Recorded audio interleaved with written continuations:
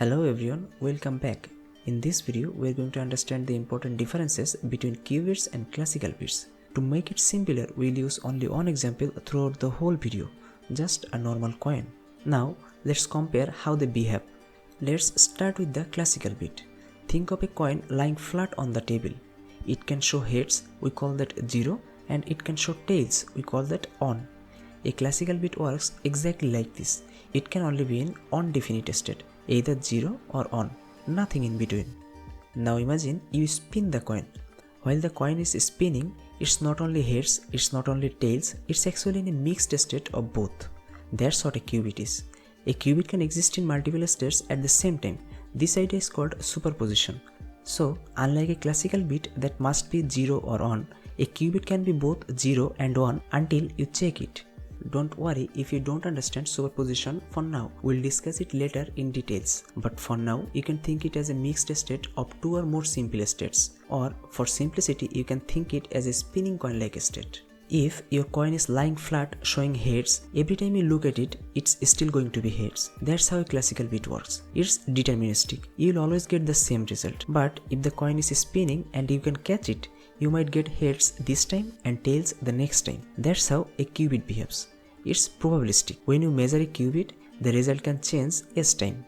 Another key difference is classical bits have a fixed state before you observe them. A flat coin is already heads or tail even before you look at it. But a qubit is likely the spinning coin. While it's spinning, you cannot say it's a head or a tail.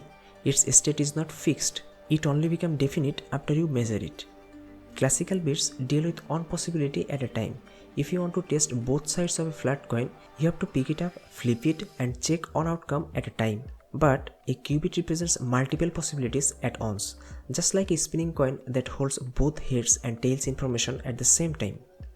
This is one of the main reasons quantum computer can be so powerful. They can explore many possibilities in parallel. A classical bit stores information in a simple binary way, just a 0 or a 1, like a flat coin. A qubit stores information in a quantum state. This gives quantum computer more room to represent complex information. So, in summary, classical bits are used in all our normal computers, phones, laptops, or in everything. Qubits are used in quantum computers which operate with these spinning coin-like states.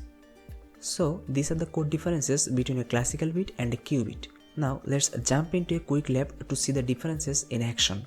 We will use Google Colab Notebook for our lab section.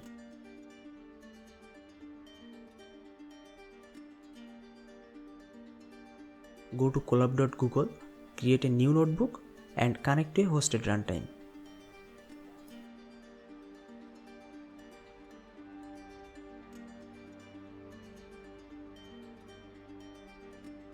We'll start with classical bits and then compare with the qubit. In classical computing, a bit is just a value that's either 0 or on. Let's create two classical bits. Classical bit 0 and classical bit on. So, here we have a bit with value 0 and another with value on. They are fixed, nothing random, nothing in between. Now, let's measure or read the value.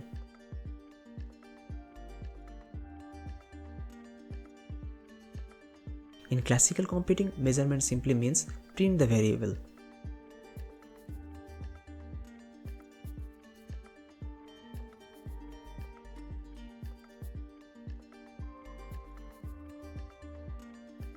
This will always give the same result.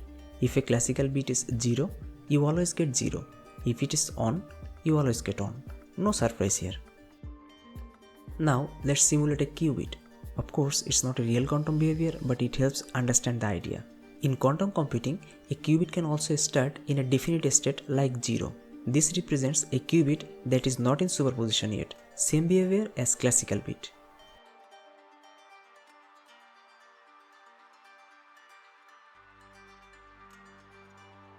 Now, let's simulate superposition.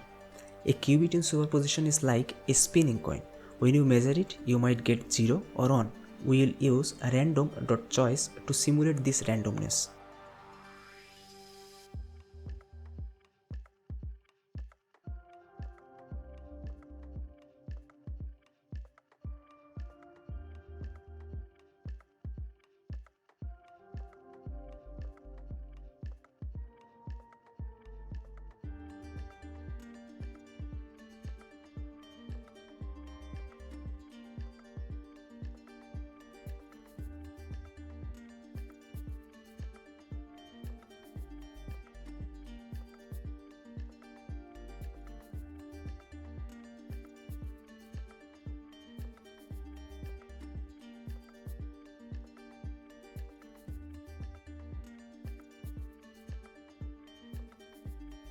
Each time we measure it, the answer can change.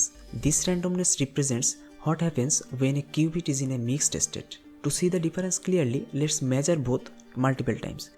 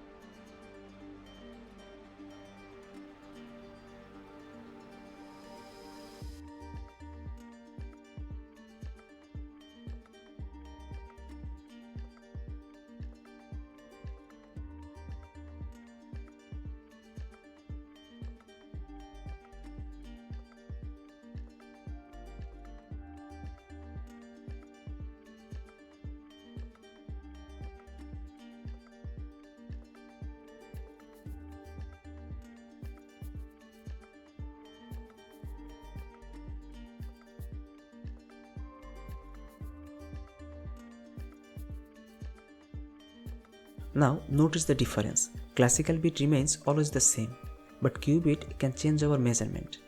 So even with this small random based simulation, we can see the core idea.